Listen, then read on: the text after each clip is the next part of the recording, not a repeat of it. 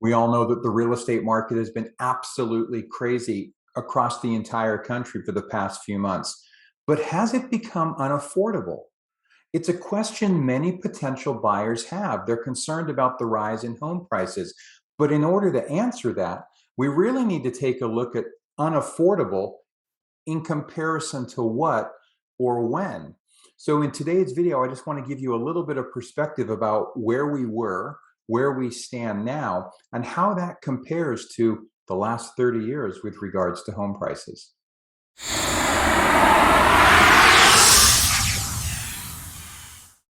Hi, this is Andrew with the Andrew Smith team at eXp Realty.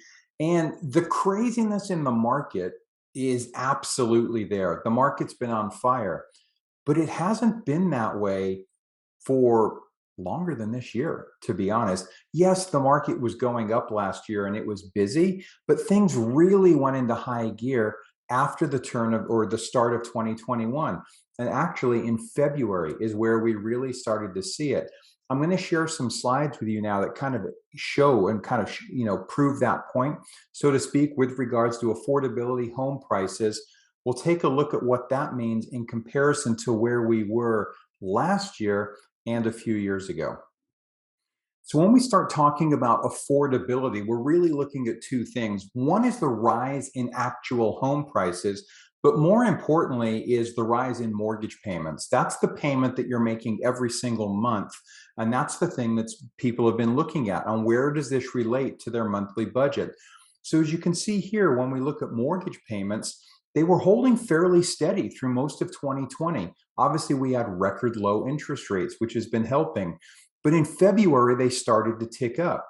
And again in March, April, May, and June. So you can see from June of last year, at the average monthly mortgage payment being about $1,033 to $1,255 in June of this year, you can see the increase that's been going along with the home prices. Okay, likewise, when we look at affordability, it would make sense then that as home prices go up, affordability continues to go down. And that's what we've seen here. Okay, now just to put this, explain this graph a little bit, the higher the number, the more affordable homes are considered to be. So you can see we started the year at 186, and then it's dropped. Now it dropped in February, went back up a little bit in March, then it's dropped April, May, June. Okay, so that continues to go down. So what does that look like though compared to the last few years? Okay, so here's where we are. This one here is actually updated, so it shows that the affordability as of today is now running at 146. So are homes less affordable than they have been the past few years? Yes. No one's imagining that. They are. Home prices have gone up, and even the record low mortgage rates haven't been quite enough to offset it completely. So yeah, compared to last year or the year before, homes are definitely less affordable now than they were then. You can see affordability hit its highest during all of the distressed years, right? Right after the market crashed, when the market was full of short sales and foreclosures. And no, we're not going to see a wave of foreclosures and short sales again. And I've put a link into the description below explaining why that is the case.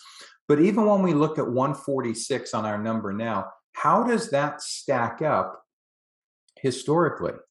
Okay, well, here we go. So again, today we're actually at 146, not 158. This chart is from a month ago. Okay, but if you go back to 1990 all the way up through 2008, we're still considerably more affordable than we were then. So that's what I meant by putting this into some historical perspective. Are we less affordable than we have been? Absolutely. But historically, looking back, things right now are actually still fairly affordable from a historical perspective, especially when you keep in mind that rents have risen astronomically. They've gone up substantially.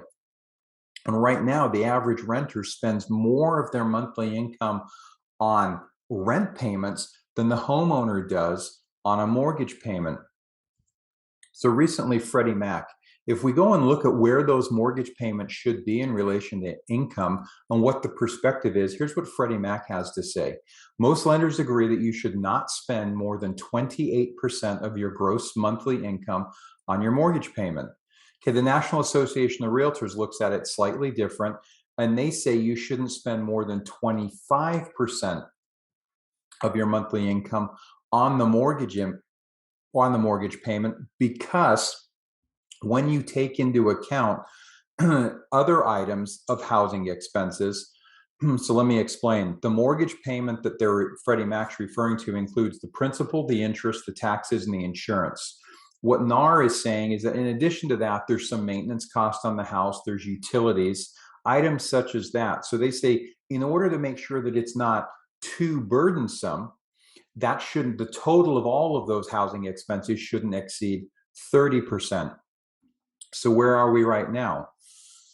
17.1. So even with the prices increasing the way that they have, right now, when you look at the average homeowner, it's about 17.1% of their income is going towards the mortgage.